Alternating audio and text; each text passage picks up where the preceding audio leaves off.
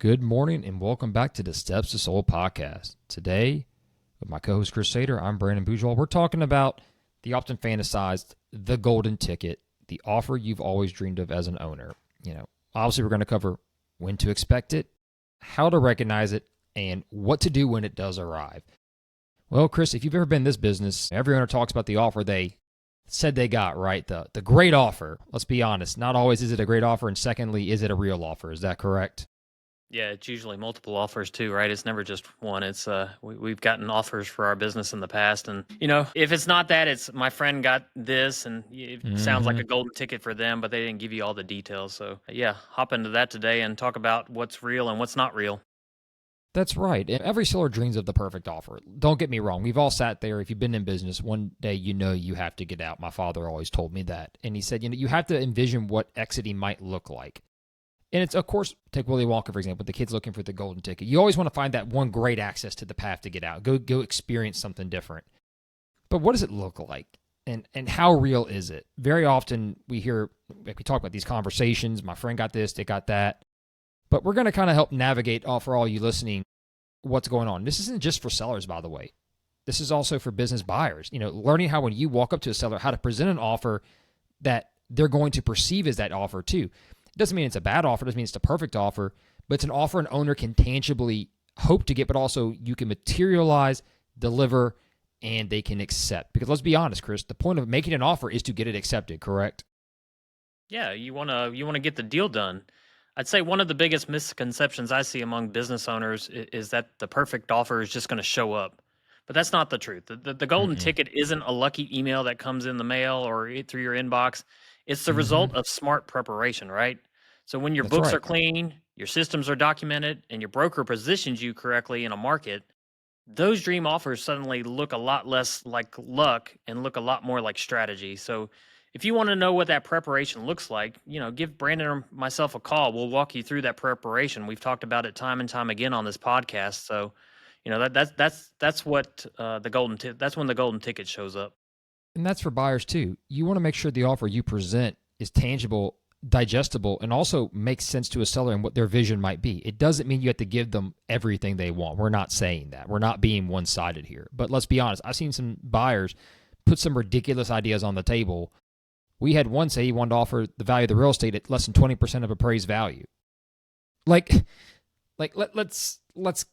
not go crazy on anecdotal stories here, but I mean, I think me and one of my coworkers' mouths just dropped to the floor like, what are you talking about? Where did you come up with that in your brain, thought that was a reasonable thing to say out loud?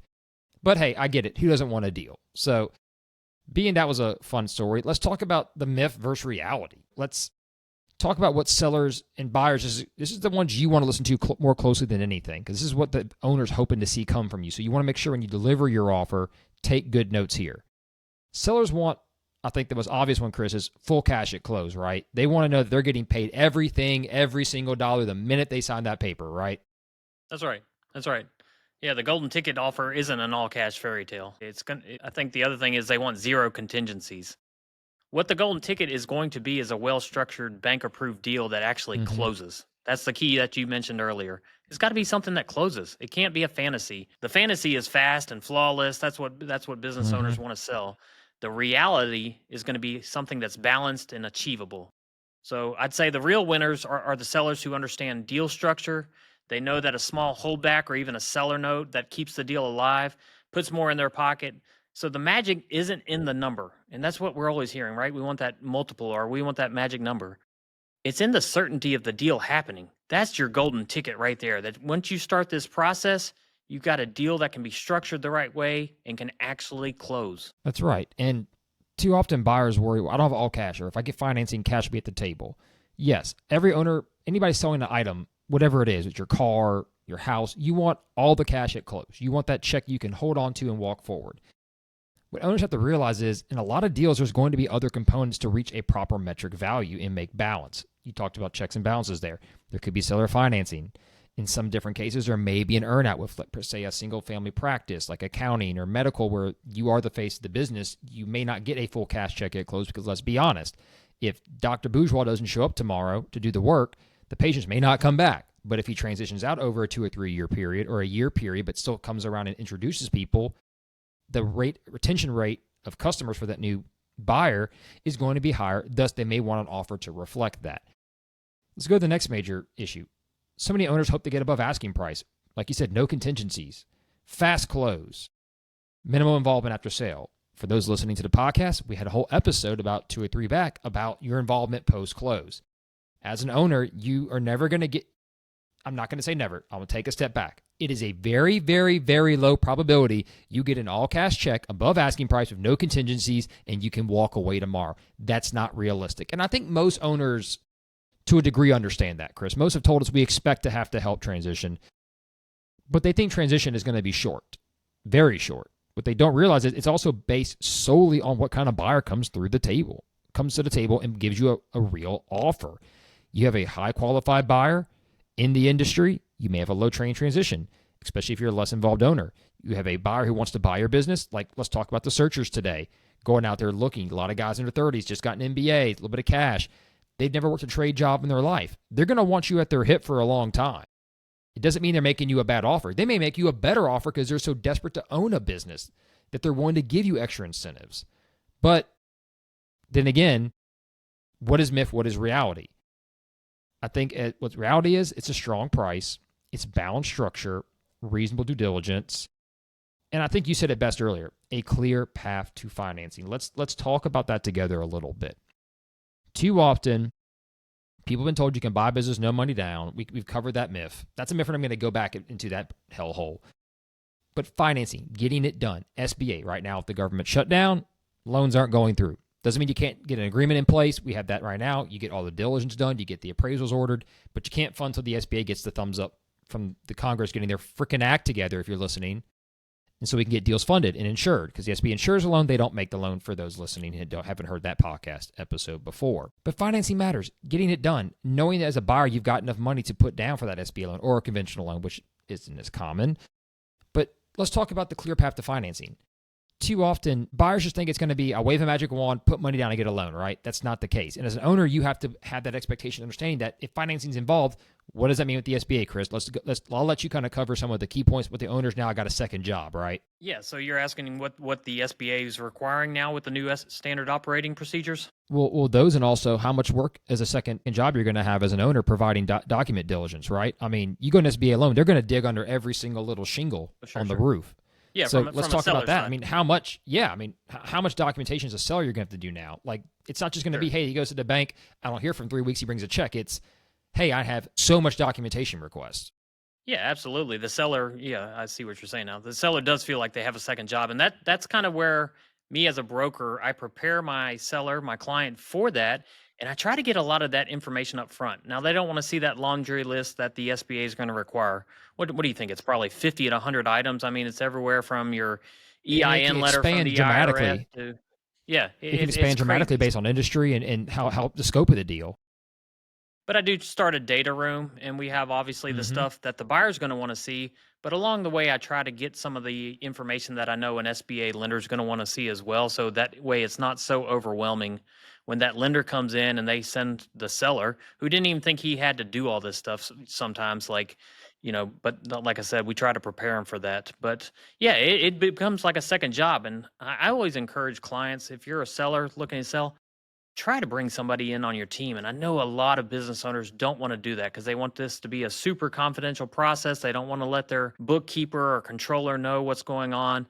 But the best deals I've had, the smoothest ones, the easiest ones for my clients were when they brought in somebody who handled all that paperwork, had them sign a non-disclosure agreement about what they were doing so they didn't go blabbing it to all the employees, and say, hey, you're going to need to help me with this because I'm still going to be focused on revenue and running this ship and making sure it's headed in the right direction. I don't want to take my focus off that. So you come over here and help me get this done. And that's a big lift for the owner to have that person that can handle all that for you. You're not wrong. And I think a lot of owners have a myth that, oh my God, people might think I'm going to sell my business. Hey, newsflash, you're not going to live forever. You're going to have to transition out. And everyone knows one day that's going to happen. So you need to, at least in your mind, understand you're going to have to ask for help at some point. And it's nice to pay someone like an accountant or an advisor to help organize those documents and get them out, or at least help prepare, gather, synchronize, ensure documentation is being provided. Because it doesn't matter how good your offer is. If financing or other contingencies are involved in the contract for diligence and you can't produce, you're not going to sell. And the longer it takes, the less likelihood your deal is going to get done, no matter how good it is up front, even if it is the golden ticket. It's part of reality. It's so hard to get people to buy into that, realizing the first step in selling your company, besides getting your stuff organized and valuing it, is then going to be your second job of dealing with the sale in parts of it. That's just the reality. And if you're not ready for that, do not go to market. Do not field offers. Just don't do it. So now we kind of. I do want to say one thing. I'll go back to the topic on hand. The only offers I've ever received where the owner got to leave, let's say the day of the closing, that was his last day at the job, and there were no contingencies. Anything close to that did not come at asking price or above asking price. In fact, it came at a very big discount. And there was a reason that the owner needed that. Maybe it was a health concern, or maybe they were focused on something else in their life that they wanted to be at very soon. And so, yes, you're not going to get what your company is worth and what the value of your company is if you want no contingencies after the sale and you want to be out the next day. That's going to come at a large discount. I don't want to put a percentage on it. I don't have that number in front of me, but wouldn't you say the same thing? Fluid. Yeah, every deal is different, but I wouldn't say that you're going to. Part of the value that we assign to a business as a broker is you training in transition, of the seller being around. The intangible value. The transferability. And if you've got to be out the door. Our favorite word. The buyer is going to discount the offer, and it may allow you to walk out day one, but it's going to come at a heavy discount.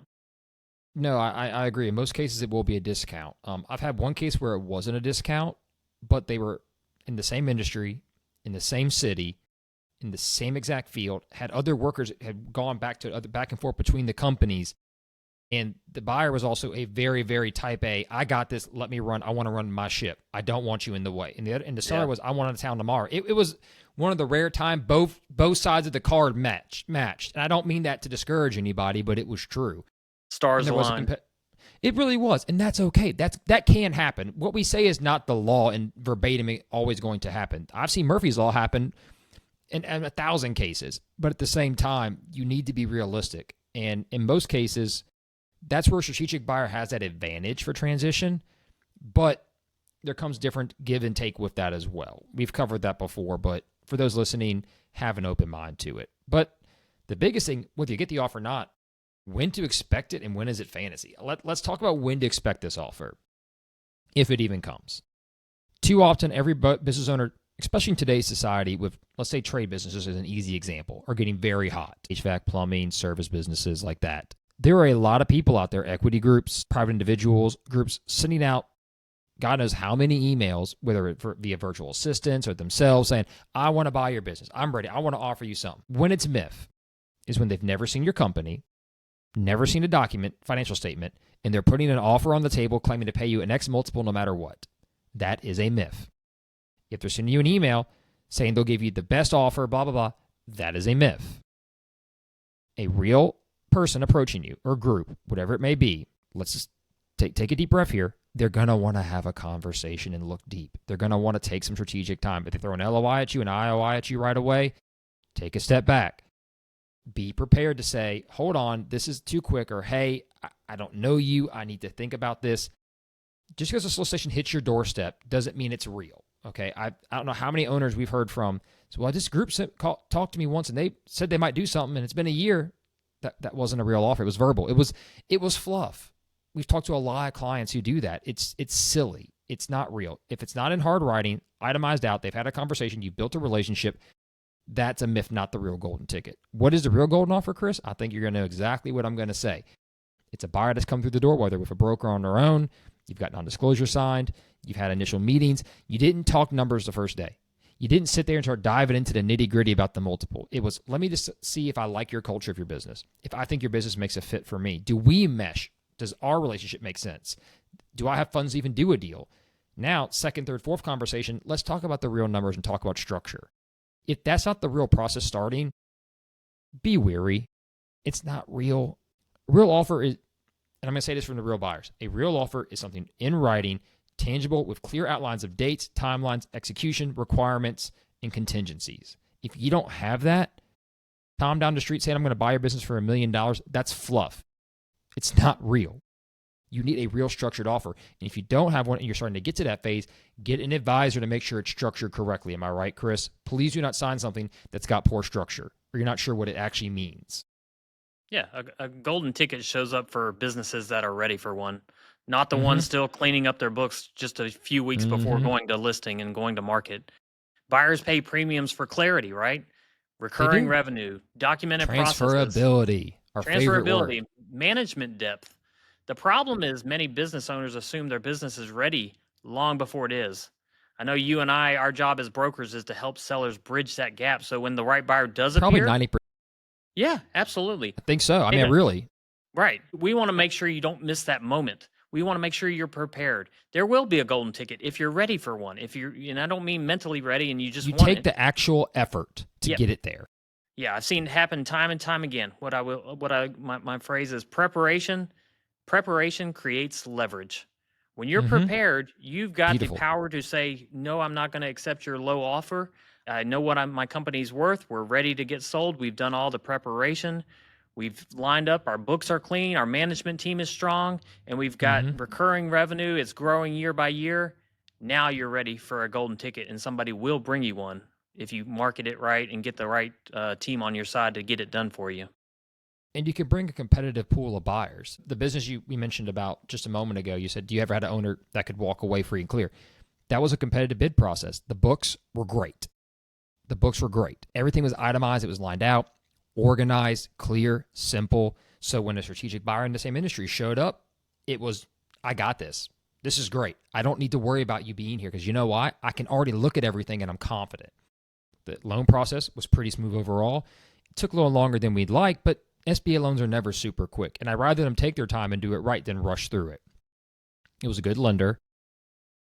But that being said, all those factors were lined up to allow to have that process, allowed to have that flexibility to get the best deal for their business. And they were ecstatic because it gave them the flexibility to move away the next day. That's beautiful. But that's being prepared, doing your homework.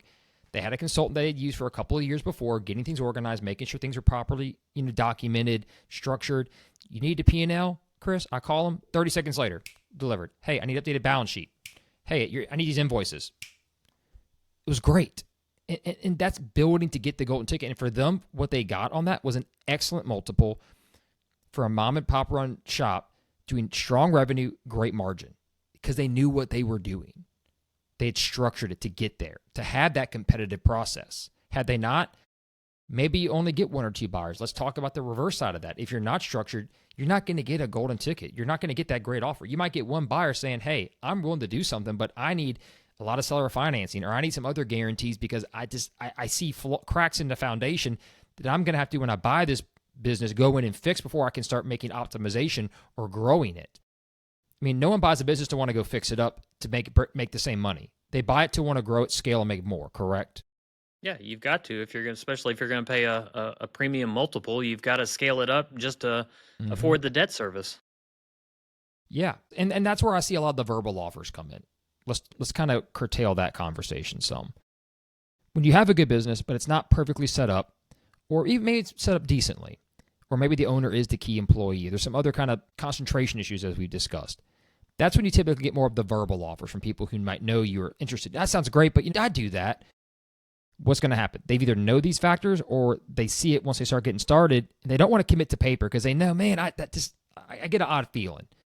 If your business is structured properly and you've done some homework, a buyer is much more likely to be confident to come in and give you an offer in writing that they feel validated and vindicated to fulfill. Let's make that clear. If it's not in writing, again, it's not going to be real. I've heard 1,000 people say, well, Joe down the street got this. Is it in writing? No. Well, then I don't believe it. Because that's not how I've done this too many times, Chris. Too many times I've heard people say, well, I know I got an offer, but they never executed it. I don't know why they're dragging their feet. You know why they're dragging their feet? Because if you were that good, they give you the money for it. Buyers will pay for good businesses, I can promise you. Especially the bigger you scale up, the more likelihood you are to get a really good offer. I know you've got a couple of deals right now that took a year, 2 or 3, but when the right offer came in, it was done, wasn't it? Yeah, exactly. Sometimes it just takes timing. It takes timing in the market. It takes in fielding and going through the process. Right, exactly right. And sometimes the sellers need to get things in order even after going to market that we didn't see up front. You know, we asked for certain things, and then when a buyer does Hmm. come in and they start doing the really deep due diligence, they find those we'll call them warts. That's Yeah, fine. all businesses have them. Now, as a broker, we've got to pivot. We've got to take that new information, remarket it, and that's fine. We've got this new information, but we can move forward accordingly. But yeah, until you get that done, sometimes these deals take a little bit of time, don't they? They do. And as an owner, whether you want to hear this or not, it is solely on you to get your back end ready. Do not blame anybody else. And if you've got an accountant or a bookkeeper that's way behind, you need to strategically think about why that person is associated with your organization. Nothing kills a deal quicker than a bad lawyer and a bad accountant. I can promise you that. That is the easiest way to get a deal killed. And for buyers, the same goes for you too. If you're going to come in, you need to have your itemized list of diligence somewhat organized. You need to have a plan and strategic execution of how you're going to finish and get this deal across the finish line, especially if you're working a current job before you buy this to be your primary occupation. You need to understand your timelines and obligations too. So when you make an offer, it's digestible, it's acceptable, not just to you and the seller, but also to a lender to get things done. Nothing's a bigger red flag on a deal than I've submitted 10 LOIs, none of them ever work. Well, that tells me probably that your LOIs they've not been great offers.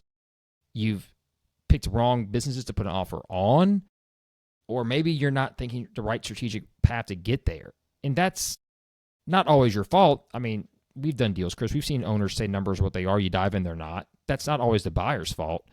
But when a pattern starts to show, that's when you say, hey, I need to maybe reconsider, weigh this a little bit differently. Is this guy ever going to pull the trigger, right? That's so we're talking offers. Let's kind of dive in a little bit here. You know, what to expect as an owner. It may come through in the email, the magic email. I've got your deal. There's IOIs, LOIs, real offers of purchase.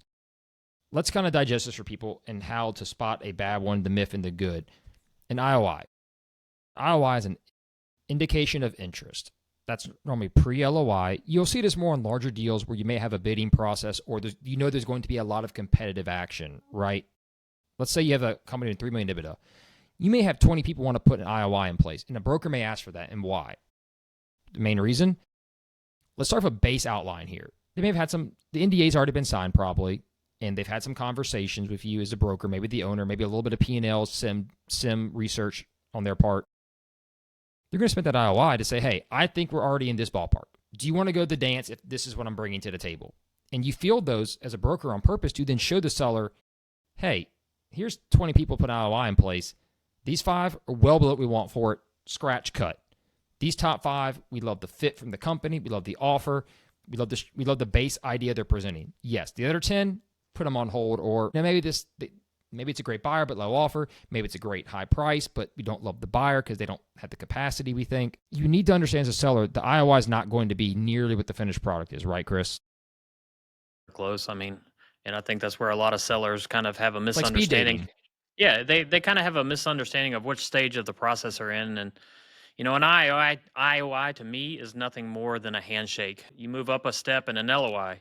It's still non-binding. It says it right there in the LOI. Usually it's one of the last paragraphs says everything in this LOI is non-binding except for certain paragraphs. But even the LOI to me is nothing more than a blueprint.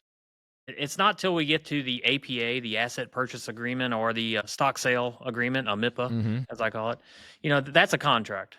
And so the mistake I see is sellers treating every single letter comes from a buyer like it's a done deal.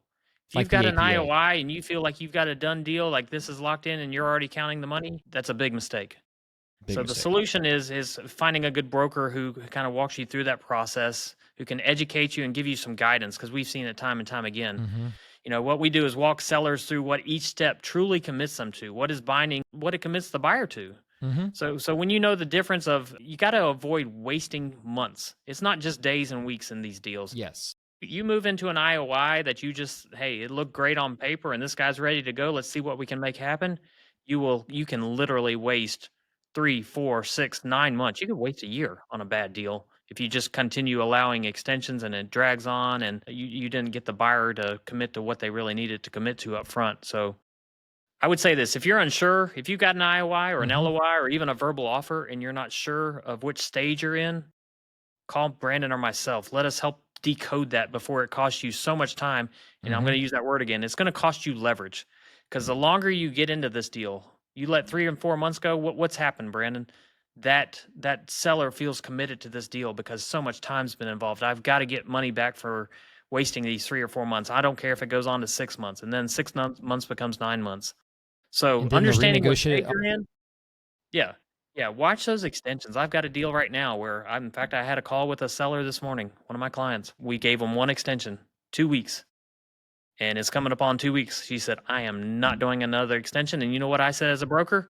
I said, "I agree with you 100%. I think this thing is crazy. They haven't got done what they need to get done on their side. I haven't seen enough commitment. Mm-hmm. So what happens if we sign another extension? It's another 2 weeks or it's another month." And so you Where's gotta watch where's the out for this pressure? stuff. Where's the That's leverage? that's the biggest part of IOIs and LOIs is the timeline. Make sure it has a timeline. Make sure it documents what each, and you can allow a few days. These deals don't happen in timelines. Third-party lenders, there are times things get pushed Yeah. back out of control. Look at a government shutdown, for example. Yeah, that's another one of mine, but we'll talk about that another day. But yeah, you've got to watch these Yes, extensions, and you can't keep allowing them to happen without some kind of cost due or leverage. process. Yeah, something's got to be in there. And I think you had a great point. You mentioned the timelines in the LOI. LOI that's one page is what it's worth.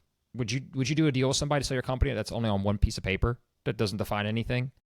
You wouldn't go on a dating. You wouldn't marry someone based on just one page, resume. You'd want a more depth. You want a full book. You'd want to go through all the different chapters of their life and their relationships and their context of who they are and the character and the quality and the struggles they faced.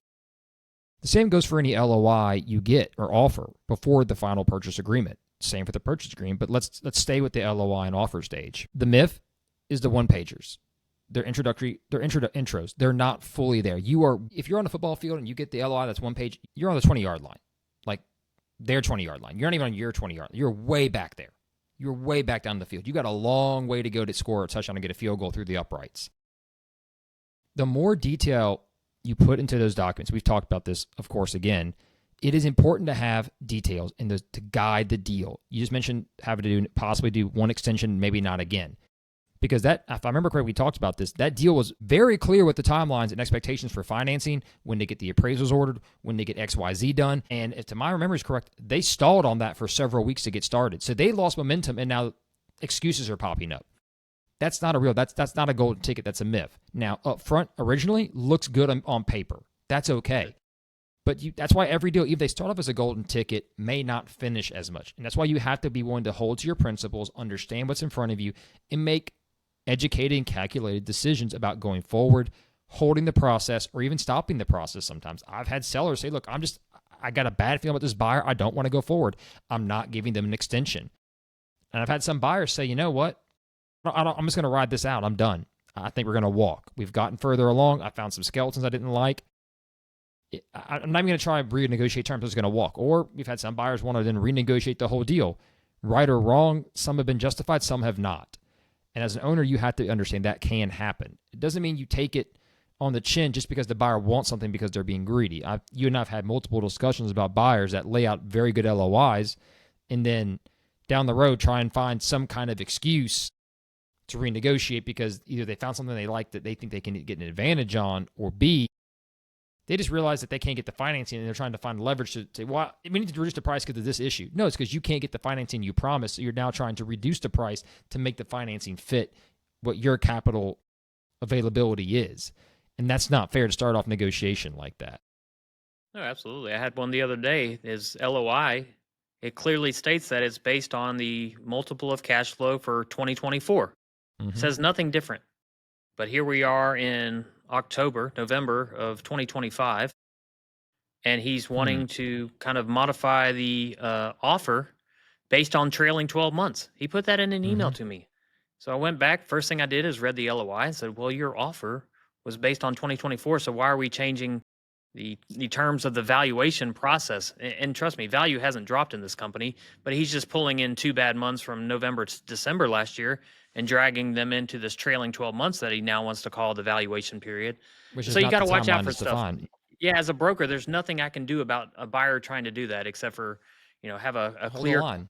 yeah, hold the line, have a very professional conversation with him, show him what he made an offer based on, and show him that the year's going to end up the same this year. You're just dragging in, negative months from November and December where I think the seller might have paid some heavy property tax or something like that in December, which everybody does that owns real estate. So it's just all lumped into 1 month instead of being amortized over the year, which it needs to be. But that's neither here nor there. My point is sometimes these LOIs, they're nothing more than, a little bit more than a handshake. They're an introduction. They're a blueprint, as I called it earlier.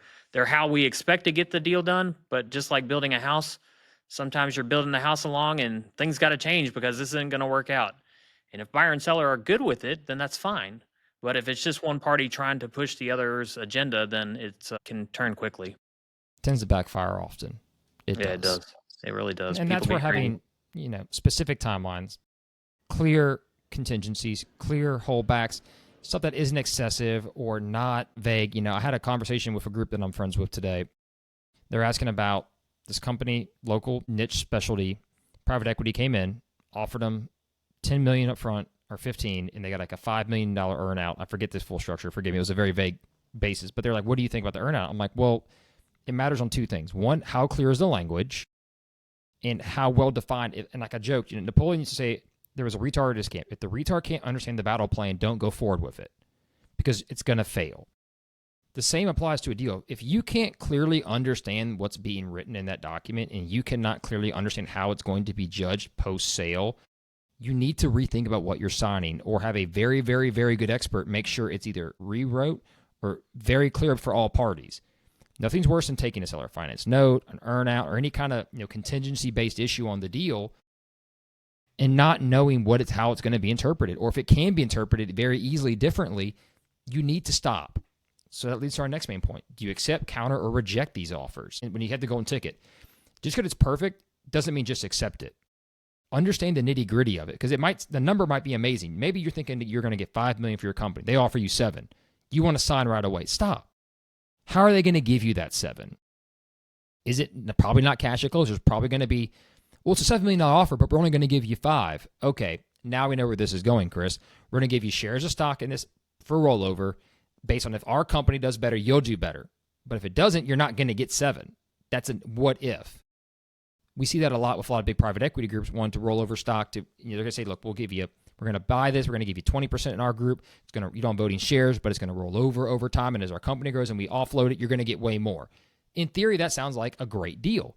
And a lot of times it does work out. I'm not hating on the strategy. I'm not saying it's a bad strategy. But knowing what your true value of your transaction is and knowing what the offer really means for you at close, what it can be and what you get in your pocket the day of sale, it can be two very different numbers. And also based on who the buyer is, whether that will even be executable on down the road to make greater value.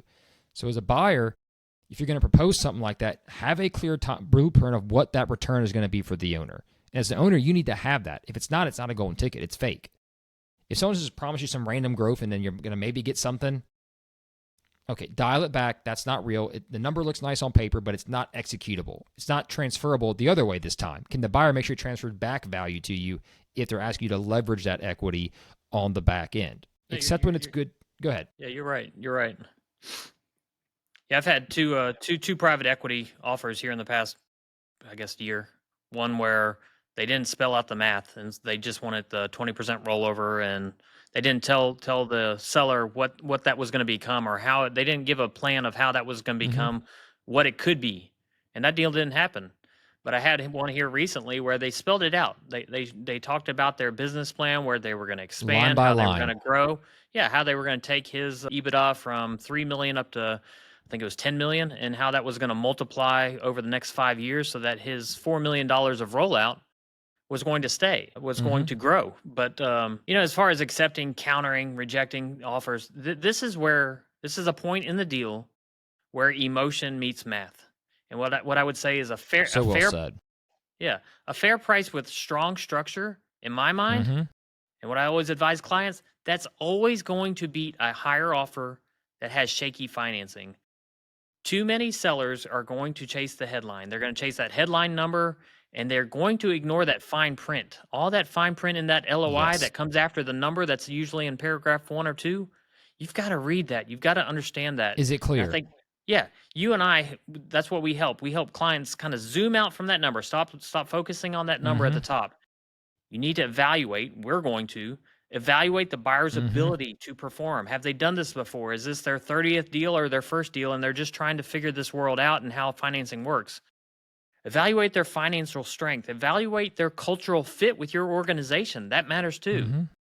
So sometimes countering instead of celebrating too soon is the best choice, because what I would say is the best deals are the ones that can close. We talked about this earlier. The deals that can So close true. are so much better than the ones that just sparkle on paper right from the beginning.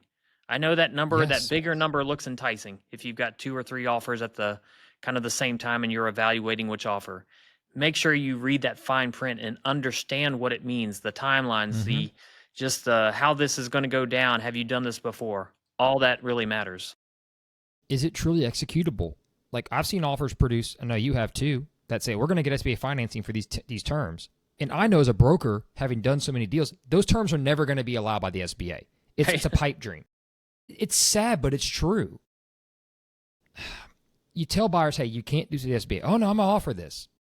And as a seller, if you agree to that, if you counter and you agree to it, you're going to be renegotiating that deal because the SBA is going to say X, Y, Z, no. So go back to the table. So now you've wasted time. You've burnt through energy. Also, you have to know when to counter, when not to counter.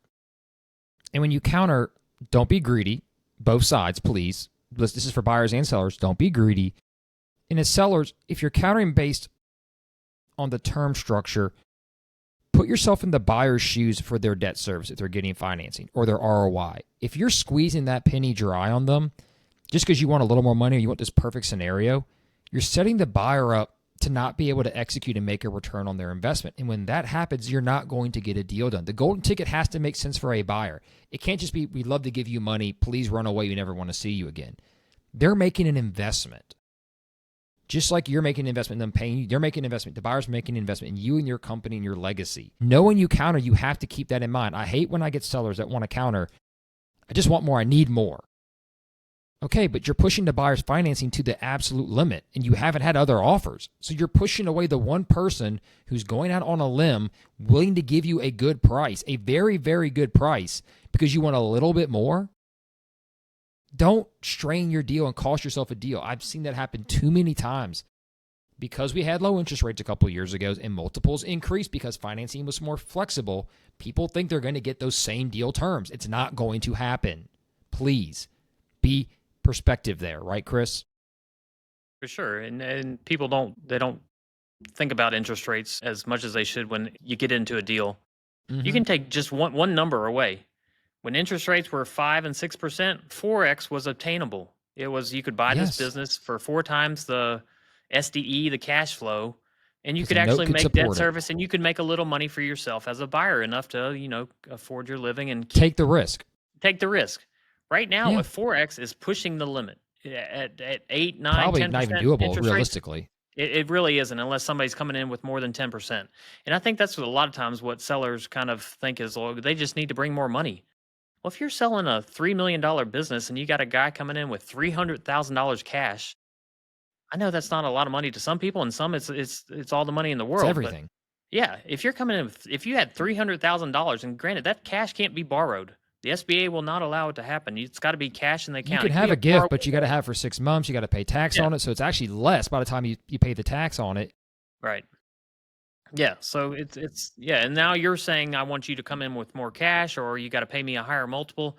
It strains the deal, and I know I think 90% of the sellers I talk to, they're worried about their employees after the sale. They want to make sure their employees are taken care of. They're like family. I hear that all the time. And I get that because I've got businesses myself, and I completely agree. But don't strain that buyer if you want your employees taken care of, because the first thing that's going to happen is they're going to be concerned about debt service, not giving your employees a raise or seeing how they can make their lives better. So you got to factor all that into kind of your motivation to counter. You're absolutely correct. And we see that time and time again. What they don't get is the reason people use the SBA to do a lot of loans, roughly around $5 million or under, give or take a little bit more with the add-ons you can do, because it allows you to maximize your capital to buy the business and leave extra money in your pocket for working capital, for that emergency day fund. So we've run some deals where the debt service could be $500 to $100,000, $50,000 to $100,000 a month. We've seen some crazy debt service, right, Chris? If you only got, let's say $500,000, say you've got $1 million cash, you want to buy a $5 million business, $500,000 down, 10% for the deal on the $5 million deal. If you've only got $700,000, that seller wants you to push it. You need that other $200,000 for living and cost in an emergency slush fund for your family. If you're asking a buyer to give every single thing out of their pockets, and I've heard the phrase, well, that's their problem. No, it's not. Yes, it is, but it's not. And as a buyer, you should never feel bullied into a deal for that reason. Do not do it. You need to be capitalized. You need to have leverage if something goes wrong. Even if the owner gives you the perfect books and it's a perfect business, natural disasters happen, economic issues. We saw a lot of businesses struggle for SBA loans right after COVID because everything's shut down. You don't have cash flow, and you've got a massive note building. You can't make the payments. Like, it does happen. Look at some of the hurricanes that have come through in recent years along the Gulf Coast. Imagine by having an SBA loan for a business in Asheville, North Carolina, and it got covered in mud and water. What are you going to do? Yeah. We had a hotel in Hammond, I know from a lender where I'm good friends with. They funded a hotel. Hurricane Ida hit. They got water. Total black mold everywhere. Tear down. Guy defaulted on the loan. Doesn't matter how good a deal it was. You don't risk all your capital. And now that bank won't even loan on hotels because of that one massive hit. Things are going to happen in life, and you have to be resilient enough to get through it. But if you over leverage yourself, and as a seller, you push that buyer past that point, and as a buyer, take notes here too. Do not throw it all away like that. Find a deal that really fits your financial capacity that you can execute on. Because if you're straining yourself now and you go through the SBA process and you're strained again, it's going to put tension on a deal and probably cost you a deal. And also, it's not worth the risk. Just my personal opinion, it's not. It's going to make the deal hard to do. You're going to have other costs associated. The SBA fees alone, having accountants and lawyers and people involved is going to drain money out of your pocket. And as a seller, you've got to keep that in perspective. Yes, we all want the billionaire with deep pockets to come and pay you cash for your business. That's the myth. The reality is, for a lot of businesses, especially under $5 million in value, it's taking someone going to get an SBA loan, leveraging probably 80% of the capital they have available to get a deal done. Keep that in perspective. Someone is willing to take a risk on you. You've got to be a little bit flexible. It doesn't mean give away value, but be pragmatic, be understanding. And as a seller, I'm going to say this is what's a myth. Do not take a deal without a personal guarantee on a seller finance note. Please do not do it. There are too many people that if they know it's not guaranteed, there's no skin in the game, they will run. Right, Chris? You need to have something in place to protect you, especially if it's a very large amount. I've seen too many deals where I've had buyers say, I will never pay a guarantee. So you're willing to give the SBA guarantee, but you won't guarantee the seller? That doesn't make any sense. Or you want the seller to give you a 50% down payment, 50% seller finance, and you won't guarantee it? No. There is no reason for that. I'm sorry. Especially if heavy assets are involved. It just doesn't make sense. I know we dealt with that ourselves too much. Let's talk about diligence though, Chris. The myth and the good and the bad. What would you recommend something that a real offer, the golden ticket, should include in diligence as far as timelines and all that? Give me some of your thoughts. I know we've had a lot of good deals lately and a lot of discussions. When diligence is when things start to crack a little, right? The foundation can feel shaky. Yeah. As far as timeline and due diligence, probably the shortest I've done and seen is for the easiest business. Maybe a bar or a restaurant was 30 days. Mm-hmm. I don't think it honestly should go past 60 days, but I know some people, they want 90 days. They ask for it at least. But in some LOIs, you got to be careful of this one. Some of them don't put a timeline for due diligence. They just think that, I guess... Forever extend it. Yeah, I think the thinking is that, hey, from the time we sign this until we close this deal, I get to ask and look at anything you can provide. And that just creates a total drain on the seller. There's no leverage to close. I always have a timeline for due diligence. I try to make it around 60 days is pretty normal. That way you've got 2 months to ask for whatever you need. You start looking at it. If you need something more, we got time. If it takes the CPA a little bit of time to get you a document, it's not, it's still, we've got time in there to do that. But yeah, even if a deal's going to take 4 months to close because it's got real estate, it's got all this stuff, I want due diligence to be wrapped up in 2 months. And that way we can focus the next 2 months on getting the purchase agreement lined out with the attorneys. Mm-hmm. The bank can do their thing because, like we said before, the bank's going to have more questions for the seller. They're going to want more documentation. So you don't want to be hit from the bank asking you things. The buyer is still asking you for things. They're saying, it just gets to be too much. I'd say 60 days is a great timeline. If you can get it done in 45, even better. The shorter the better for the seller. Obviously, the buyers want a little bit longer to give themselves some room to do what they need to do. Yeah, and buyers need to have the proper time to do their homework. They They do. do. They do. And as a seller, you need to give it to them. And if things do pop up during the timeline, you need to be flexible to let them review stuff. Like, you never know what's going to happen. We talk about natural disasters. Things can happen. A key employee can quit during the deal without anybody knowing. Like, the buyer needs time to account for these diligence issues. That being said, a good broker like ourselves is on top of the buyer saying, hey, have you gotten this off the checklist done? Have you done this? Have you done this? And when buyers start going 3 or 4 weeks and not giving you updates, or I haven't got around to it, or I'm busy, you're busy, you're buying a company willing to spend a lot of money and you're busy. Yeah. Life can't be that busy for 4 weeks you can't get something done. That's a giant red flag. And any deal that's only 30 days, don't worry about it, especially for a bigger deal. Be wary, because what they're trying to sell you on is, we only want 30 days of your time. We're going to close quick. Coming to find out, the closing deadline and the due diligence timeline are way too short for a deal that size. The buyers that do that know that, want to lock you in and then start finding all these excuses to drag the deal out and play the war of attrition with you. And buyers out there listening, if you're an honest and good buyer, take notes, give proper diligence timelines, and if you want more time, explain, look, this is my first deal. I have so-and-so in place to help me. I just want a little more time than average.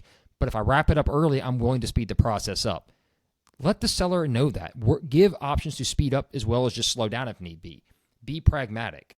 Don't say, I have 120, I'm going to take all 120 days no matter what. If you wrap it up in 100, move forward. Just say, okay, if I find something, just make sure you give it to me. Like, there's nothing wrong with that. And I think too often people want to be overly rigid or overly flexible. You got to have a little bit in between. You got to be a little bit pragmatic. But you got to have things that hold you accountable. And that leads to deal structure and timeline.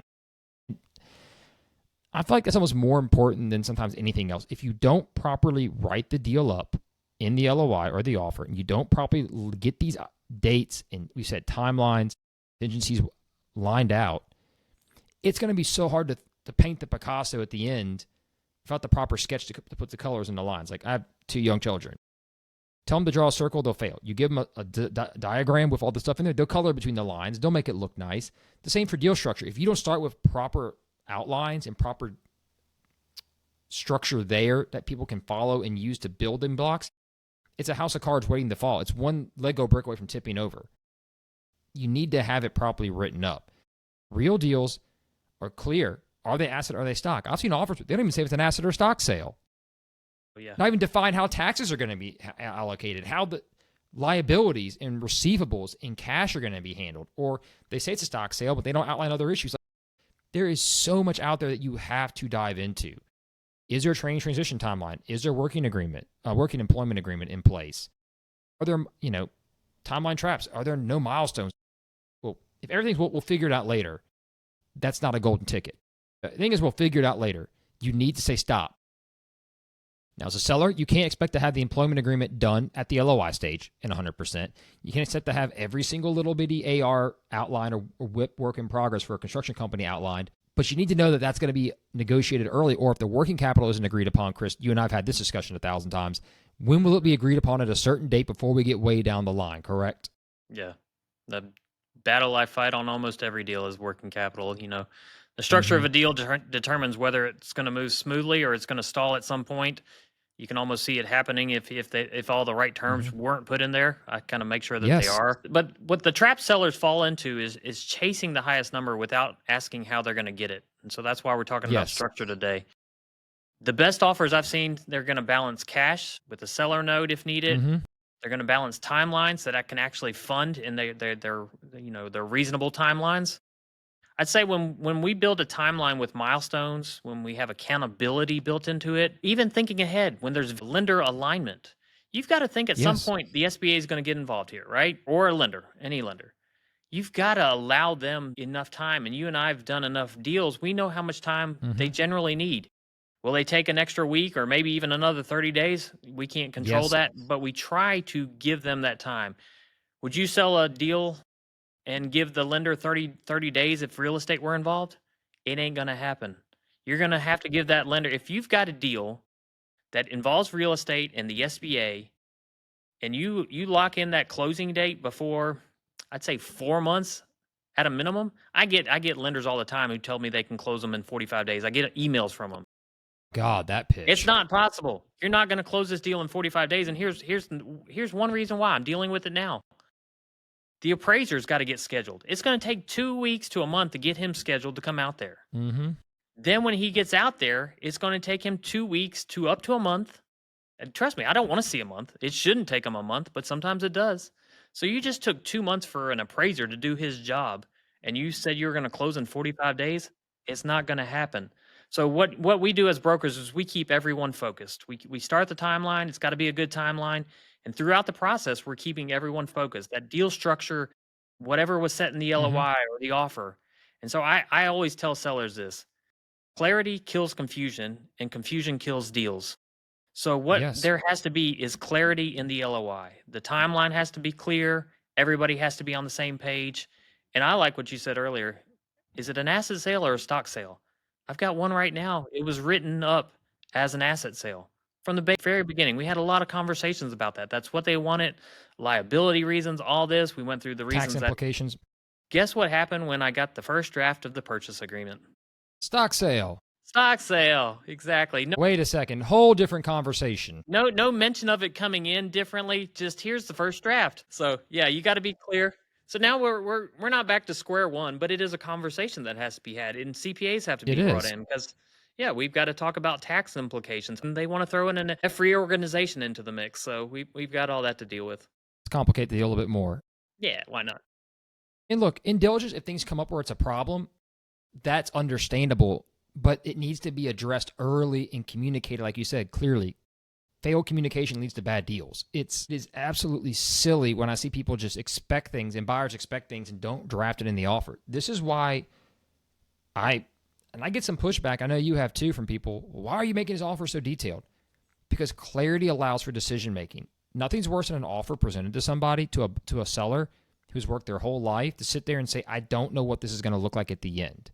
Granted, you're never going to have every single piece of the puzzle, but if you don't have the border and 80% of it covered, one, as a buyer, you're not going to get your deal probably across the table. And two, you're going to waste all this time and money on a deal that doesn't get done when you could have been out searching for the right one, or put a better offer up front, negotiate it, and got the deal you actually wanted.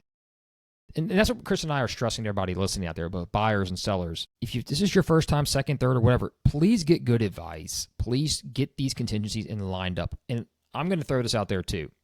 This is going to maybe piss some people off. If your whole logic is to put an offer on the table knowing you're going to renegotiate it, don't effing call me. Excuse my language. If that's the whole point of what you're going to do, you're not going to even try to honor the deal. Do not waste my time or Chris's time. I can't speak for Chris, but I'm pretty sure he'll agree with me. That playbook is annoying as hell. Yeah. Get out of here. Stop it. If your whole goal is to be smart, and buyers, do not think you're smarter than everybody else. I know too many buyers that come to Chris and I trying to throw these deals out there. We smell it coming a mile away, my man. We've been doing this for several decades. Yes, I'm a young-looking man, but I've been doing this since May of 2012. My dad did it for 25 years. I've heard all the stories, all the tricks of the trade. No money down, lower money, seller finance, large asset deals. Why? You want to steal the assets. We can go down the list of stupid things I've heard presented. So could Chris. This is not to bash anybody, but except you know who you are. You need to put it, if you're going to be a good buyer coming to the market, especially with the silver tsunami, rolling on in opportunity, there's going to be so much to look at. Structure your deal right. Get a proper ROI. Be willing to take a couple hits. Be willing to make a couple exceptions. But your goal is to buy a company to improve your life and change the direction of your family. That's why you're doing this. You have got to keep that in mind. And sellers, that's why this buyer's coming to you. You have to remember that too. You were once in their shoes, either starting the company or you bought it. Now you got to transition it to someone else. Have perspective. When you have perspective, you can see the golden ticket versus the myths. You can see the good deal structure versus the bad. You can help counter proper deal structure from bad deal structure. And just because a buyer puts a deal on the table and it's not perfect doesn't mean they're trying to finesse you. It doesn't mean they're trying to make a bad deal. Everyone wants the best deal for them. But it's proper to have good intention and good base starting points. You do that right, you can often work them out. If the offer coming in, you know it's a great price, but everything else is garbage, it's garbage. You can't turn chicken shit into chicken salad. I'm sorry. You just can't.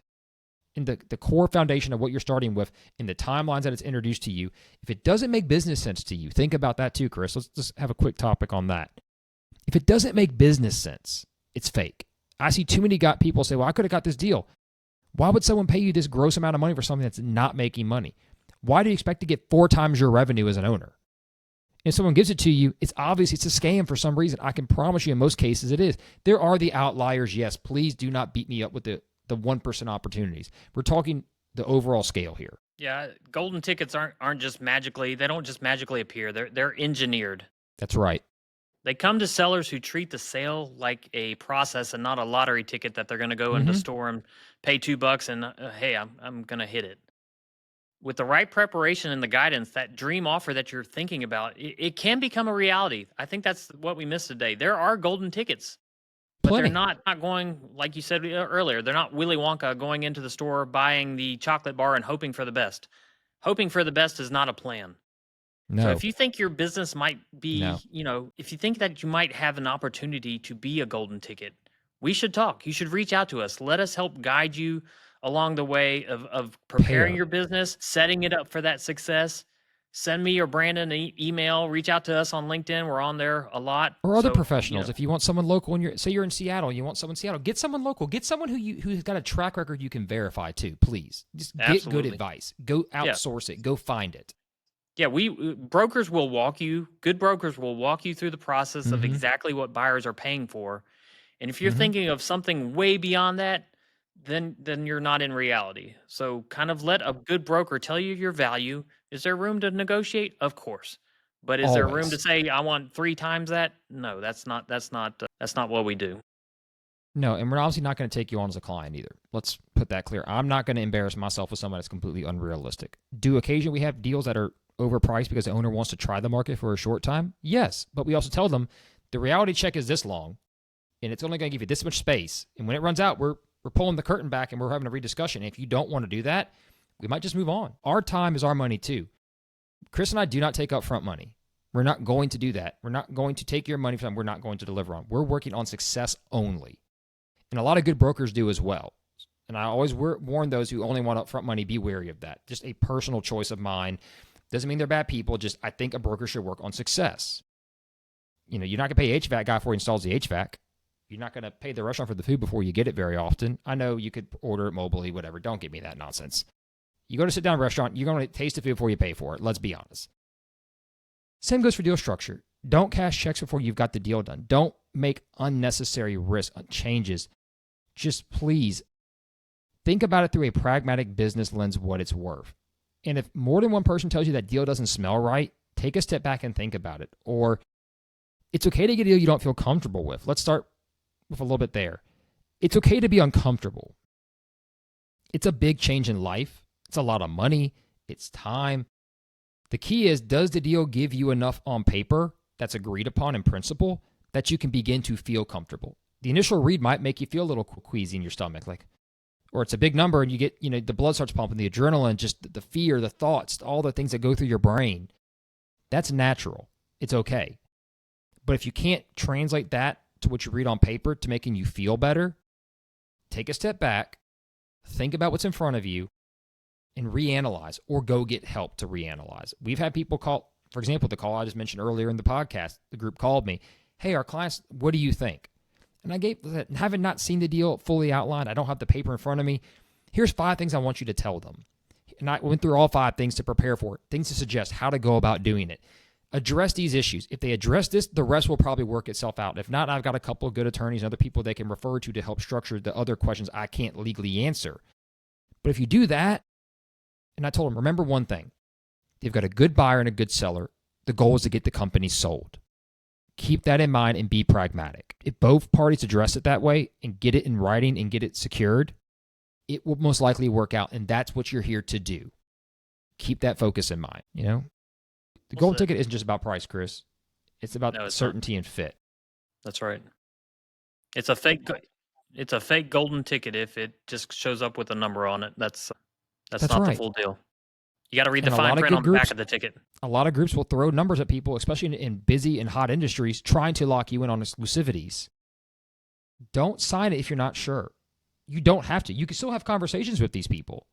But if someone's trying to pressure you because they have an exclusive and they want to lock you in right away, take a step back, think business sense. Why would someone want to lock me in right away? They want an advantage for a reason. And if you're going to agree to that, make sure the rest is already outlined. Once you sign an exclusivity clause in that LOI and the rest isn't outlined, you've got to fulfill it. And you're going to start wasting time. Man, that was fun. That was a nice little long conversation we had there. It was. A lot of good information. And as always, if you're out there listening, we love your feedback. We love your comments. We'd love to know what we can discuss. Chris and I are happy to have people on. If you want to come on the podcast and talk to us, reach out to Chris or myself, and we can have a discussion about coming on. We love the output from everybody else. We're not doing this to be rich, okay? We're not having sponsors. I would love for, hey, Celsius, if we love your products, give us a shout. Other groups out there. But in the day, we're here to help educate, help spread good advice, and help the community because we see the wave coming and we see it every day. And I want you out there, if you're listening, to get the right advice because I want businesses to exchange hands and continue in our economy. When we lose businesses, we lose jobs, we lose GDP. It hurts our local people. We don't want that. And I think Chris and I have said that before, but we're going to reiterate again. Thank you for listening. Take our advice to heart. If you have questions, obviously we'd love to talk to you. But if not, use it for the right reasons, and let's keep the business community strong and keep moving forward. Amen. And on that note, we thank you for listening to the Steps to Soul podcast. As always, you can reach Chris or myself. We'll be on next week with another great topic. We look forward to having you listen. So please subscribe, like, share, anything that helps us keep motivated to keep doing this because we love y'all and want you to have great advice. On that note, I'm Brandon Bourgeois. That's Christopher Sater. Y'all have a great day. We will see you next week.